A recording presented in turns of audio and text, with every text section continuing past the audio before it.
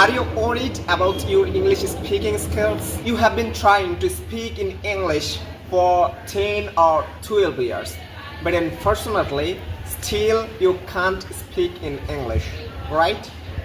আপনারা যারা বছরের পর বছর চেষ্টা করে ইংরেজিটা বলতে পারছেন না, তারা কি ভাবছেন? আপনি কেন ইংরেজিটা শিখতে পারছেন না? এখন পর্যন্ত আপনার কাছে কি কি রিজন জমা হয়েছে যে জন্য আপনি ইংরেজিটা ঠিকঠাক মতো বলতে পারছেন না? কি পেয়েছেন?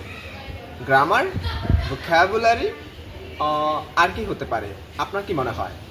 আমি যদি বলি শুধুমাত্র প্র্যাকটিসের অভাবে আপনি ইংরেজিটা বলতে পারছেন না, ইয়াস, শুধুমাত্র প্র্যাকটিসের জন্যই আপনি ইংরেজিটা বলতে পারছেন না।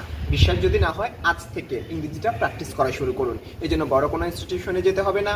আপনাকে আমরা অক্সফোর্ডের 3000 ভোকাবুলারি ফ্রিতে অফার করছি, একদম ফ্রিতে। অ্যান্ড ছোট্ট সোনামণি থেকে শুরু করে আপনার দৈনন্দিন ইংরেজি শেখার জন্য যত যত পিডিএফ প্রয়োজন সবগুলো আমরা আপনাকে ফ্রিতে দিব। আপনাকে যেটা করতে হবে, শুধু রেগুলারলি প্র্যাকটিসটা করতে হবে। অ্যান্ড কয়েকদিন পর যখন আপনার কনফিডেন্স লেভেল এত উপরে চলে যাবে, আপনি যখন কনফিডেন্ট হয়ে যাবেন যে হ্যাঁ আমিও ইংরেজিটা বলতে পারবো, তখন যে কোনো প্রতিষ্ঠান থেকে একটা কোর্স করে নিলেই হবে। একবার শুধুমাত্র চর্চাটা করে দেবেন। আমার মনে হয় বাংলাদেশের প্রত্যেকটি মানুষ টুকিটাকি যা ইংরেজি বলে, এদেশে নর্মালি ইংরেজি বলতে পারার কথা, যা জানে সে, কিন্তু বলতে পারছে না শুধুমাত্র প্র্যাকটিসের অভাবে। আর ওই বন্ধুগুলোকে এড়িয়ে চলবেন সব সময় যারা আপনাকে নিরুৎসাহিত করে। লাইক আপনি ইংরেজি চর্চা করলে সে কি বলে, ইস শুরু করছে ইরিসি। সো এই বন্ধুগুলো না খুবই ক্ষতিকর, এরা টক্সিক থেকে টক্সিক। এসব মানুষকে এড়িয়ে চলুন। আরেকটা কথা, আপনি যা দেখছেন এই পৃথিবী কিন্তু বাস্তবে এরকম নয়। স্বার্থের ছোঁয়ায় এই পৃথিবী চেঞ্জ হয়ে যায় মুহূর্তে মুহূর্তে, ক্ষণে ক্ষণে। তাও নিজেকে বিল্ড করুন।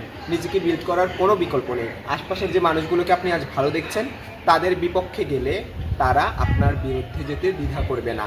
পৃথিবীর কোনো কিছুই ভালো নয়, কোনো কিছুই খারাপ নয়। প্রত্যেক জিনিসের ভালো এবং খারাপ দুটি দিক আছে। আমি আপনাকে বলছি, কেন বলছি, আজকে যাদের দেখতে পাচ্ছেন তারা সবচেয়ে ভদ্র, সবচেয়ে ভালো। আজকে আপনার কাজগুলো তাদের পক্ষে যাচ্ছে, তাই তারা সবচেয়ে ভদ্র বা ভালো। কিন্তু আপনার এই কাজটা যদি, একই কাজ যদি তার বিপক্ষে যায়, তখন দেখবেন সে ঠিক কতটা খারাপ হতে পারে।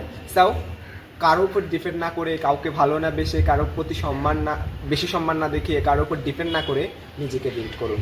যদি সেটা করতে পারেন তাহলে আপনি সফল হবেন, আর যদি না পারেন নির্ঘাত বিফল হবেন। সো এখনই সময় নিজেকে বিল্ড করার। Try it. Thank you.